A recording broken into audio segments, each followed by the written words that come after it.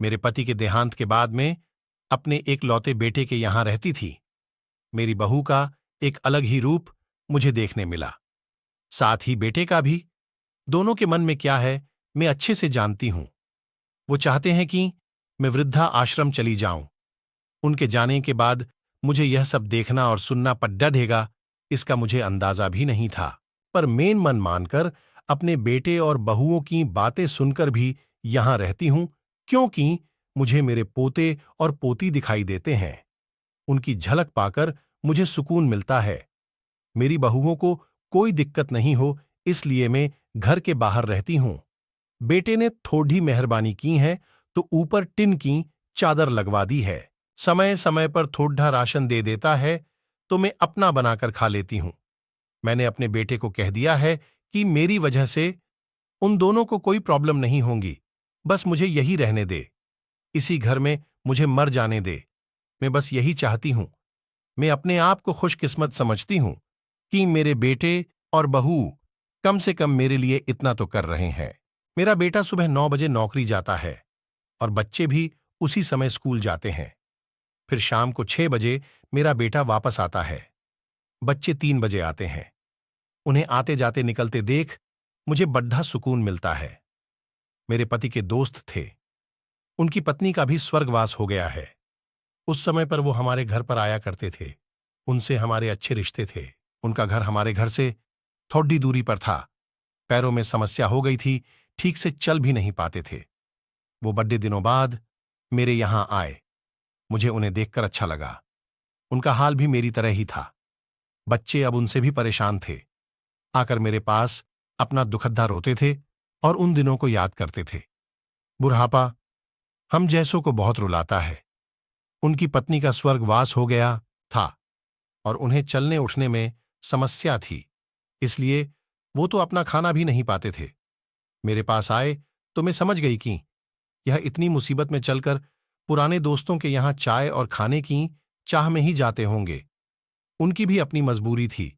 वो आए तो मैंने उनके लिए खाना बनाया और उन्हें खिलाया। मना कर रहे थे नहीं खाना, लेकिन मुझे पता था कि उनको भूख लगी है। मेरी बहू ने मुझे और उन्हें खाना खाते देख लिया। वो कुछ भी ना बोली। ऐसे ही वो यहां 2-3 बार आए। जब भी वो आते मैं उन्हें खाना खिलाती।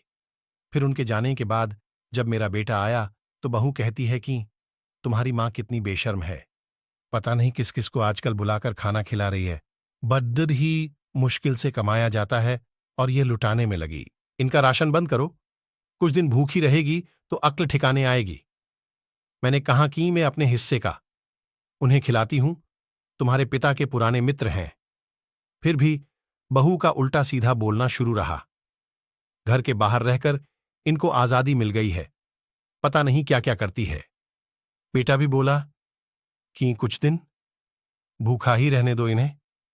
मुझे मेरे बेटे ने घर के पीछे सीढ़ी के पास ले जाकर बिठा दिया, कहा कि अब यही बैठो।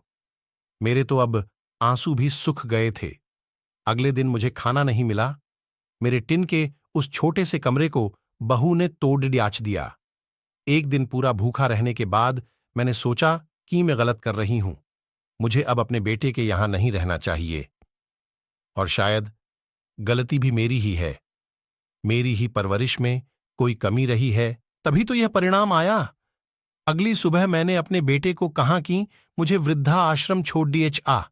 अब मैं तुम दोनों को ज्यादा परेशान नहीं करना चाहती। बहू ने कहा कि एक दिन भूखी रही तो अक्ल ठिकाने आ गई ना। बेटे के चेहरे पर भी अजीब सी खुशी थी। जल्दी से तैयार हो गया मुझे छोड़ने के लिए। बहू कह रही थी कि आज की छुट्टी ले लो, यही आसपास मत छोड़ आना, कहीं 3 दिन में वापस आ जाए। मैंने अपनी बहू से कहा कि बेटी चिंता मत कर, मैं अब नहीं आऊंगी। मैंने अपने पोता पोती को गले लगाया। मुझे पता था कि अब मिलना नहीं हो पाएगा। बेटे को भी चाहती थी कि एक बार जी भर के गले लगा लूं, लेकिन वो बोला चलो जल्दी करो। मैंने बहू को कहा कि बेटी अपना ध्यान रखना, मेरा बेटा मुझे छोड़ दिए आया। वहां आकर मैंने देखा कि मेरी तरह कई है। थोड़े दिन उदास रहते हैं, फिर सच को स्वीकार कर लेते हैं। मैं अब यहां खुश हूं, कुछ काम भी करती हूं। मैं चाहती हूं कि ऐसा कहूं कि ऐसा किसी के साथ ना हो, लेकिन ऐसा कब किसके साथ हो जाए कोई बता नहीं सकता। लेकिन माँ बाप को ऐसे समय के लिए भी तैयार रहना चाहिए। बस बच्चों को पाल कर बड्ढा कर दो, उनसे कुछ उम्मीद मत रखो।